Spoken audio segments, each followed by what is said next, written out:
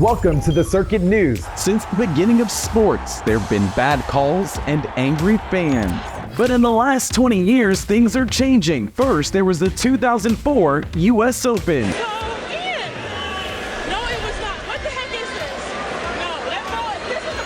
Then there was the 2010 World Cup and the goal that never was. Sports are now turning to robot umpires and digital referees. No, not exactly like this, but instead a computer vision technology called Hawkeye.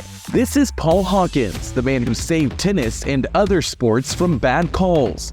Having studied artificial intelligence in England, Hawkins created a system with cameras that could track a ball and predict its path.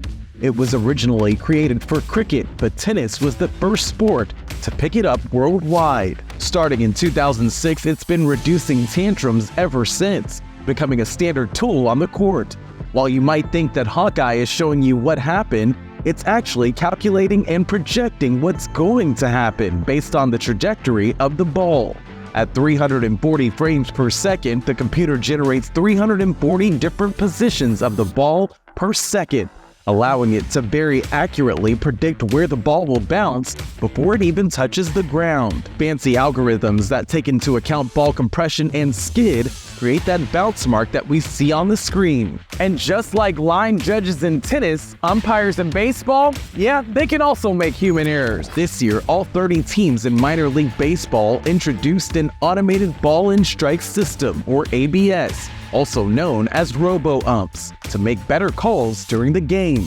Using the Hawkeye tracking system, the cameras and sensors above the home plate detect the strike zone based on the player's height. And once it determines if the pitch was a ball or a strike, a robotic voice tells the umpire through an earpiece to decide what call to make. In AAA baseball this year, half the games use the robots for ball-strike calls, which teams can choose to appeal. But robot umpires aren't being called up to the big leagues yet. MLB Commissioner Rob Manfred says ABS is unlikely to be used in the 2024 season. Soccer is also saying goodbye to those iffy calls with Hawkeye, a virtual assistant referee, or VAR, introduced for the first time in the 2018 World Cup held in Russia. There are two versions to their offside technology: a single camera that draws a calibrated blue line, and then there's a version that uses multiple cameras to triangulate the body parts to detect if the player is leaning forward, for example. And that is also used when the VAR is happy with the decision, that they can confirm the positions of the lines so that they can then be sent out to television or to spectators in the stadium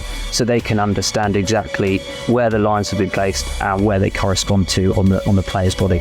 But like tennis, where the shot spot has the final say, the referee makes the final call on whether or not to go with what the system decided. And while some fans would say VAR is a mood killer, the FIFA president says that without the VAR, a referee can make important mistakes every 3 matches. But with the VAR, it's every 19 matches.